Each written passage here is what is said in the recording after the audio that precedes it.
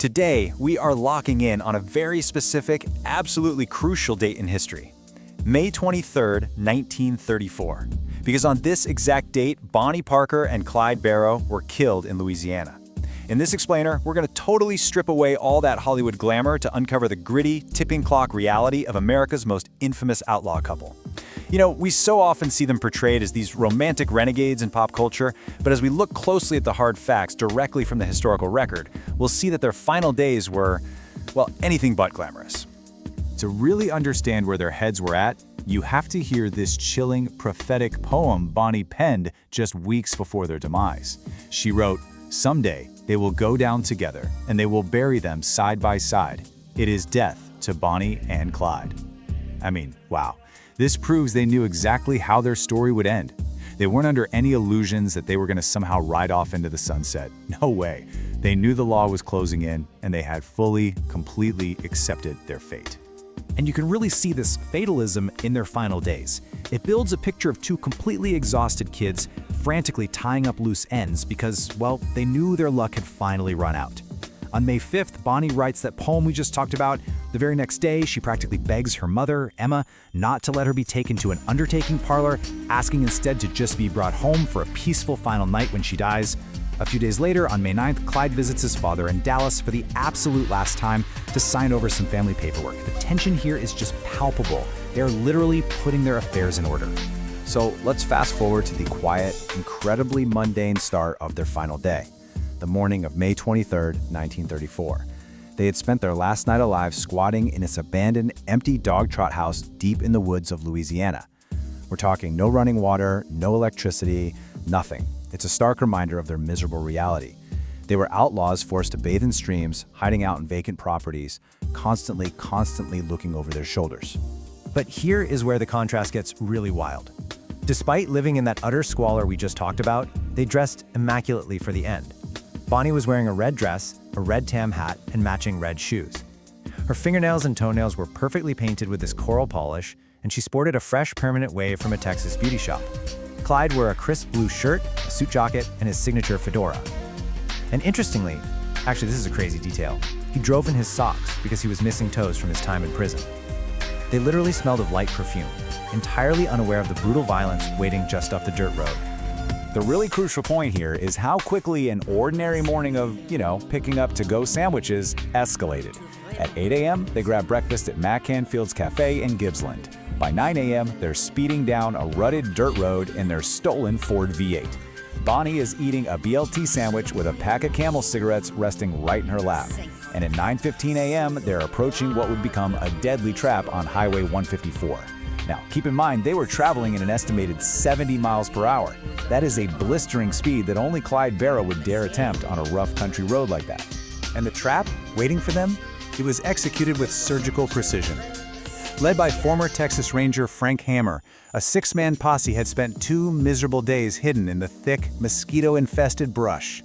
It was a perfectly sequential trap. Step 1, they had Ivy Methvin, the father of one of the gang members, remove a tire from his logging truck to block Clyde's lane. Step 2, Clive, recognizing his friend's truck, slows down to assist. Step 3, Methvin signals the hidden posse by cupping his stomach and backing toward the woods. And then, Step 4, Deputy Prentice Oakley, perhaps totally overcome by the adrenaline of the moment, panics.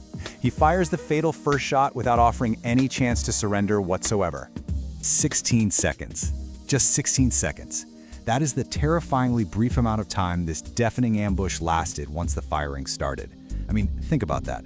A literal lifetime of running on the edge, culminating in barely over a quarter of a minute of absolute, total chaos. And in that extremely short window, an estimated 160-plus rounds tore through that car.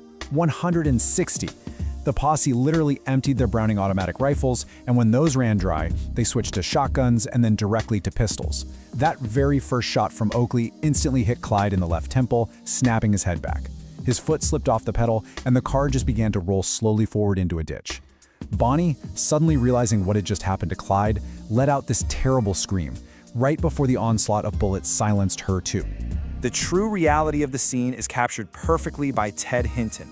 He was a deputy sheriff who actually knew Bonnie from her days as a waitress, long before she became an outlaw. Stepping up to the car, he noted, and I quote, "I smell a light perfume against the burnt cordite smell of gunpowder, the sweet and unreal smell of blood." Hinton was the one who opened the passenger door.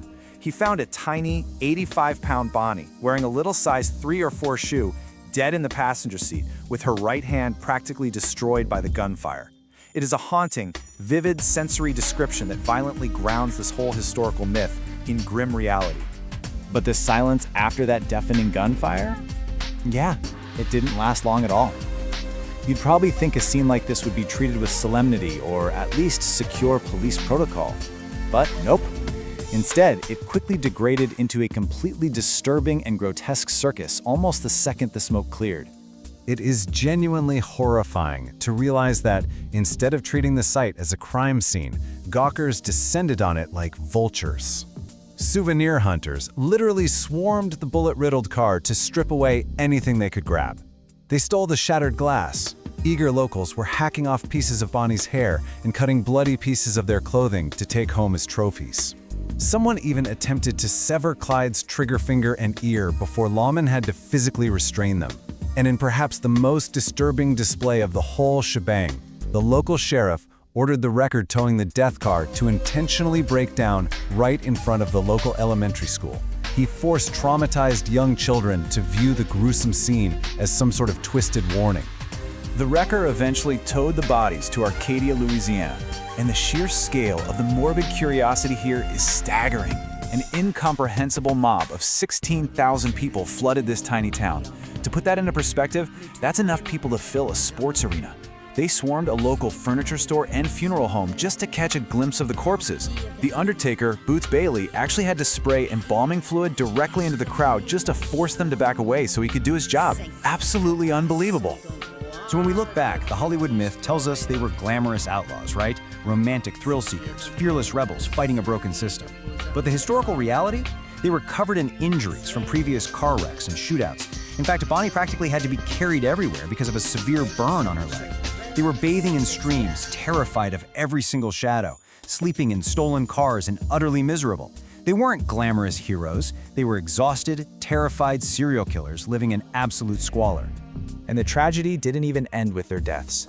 In a final twist of tragic irony, Bonnie's family was denied her wish to let her rest in the front room of her home because the massive crowds made it completely unsafe. Tens of thousands of people treated their Dallas funerals like literal sideshows. Some even stamped out their cigarettes on the funeral home carpets. But most heartbreaking of all, Bonnie's furious mother flat out refused to let her be buried next to Clyde. So despite Bonnie's poetic wish that they will bury them side by side, they were interred in completely separate cemeteries. They remain buried 9 miles apart to this very day. As we wrap up this explainer, I want to leave you with this provocative thought. Why do we still glamorize 2 miserable, fearful killers who met such a gruesome end? It says something truly fascinating, and let's be honest, perhaps a bit unsettling, about our society's strange obsession with romanticizing the brutal reality of Bonnie and Clyde. It is definitely something to seriously think about the next time you see their names popping up in pop culture or a movie. Thank you for exploring this incredible piece of history with me, and as always, keep questioning the myths you've been taught.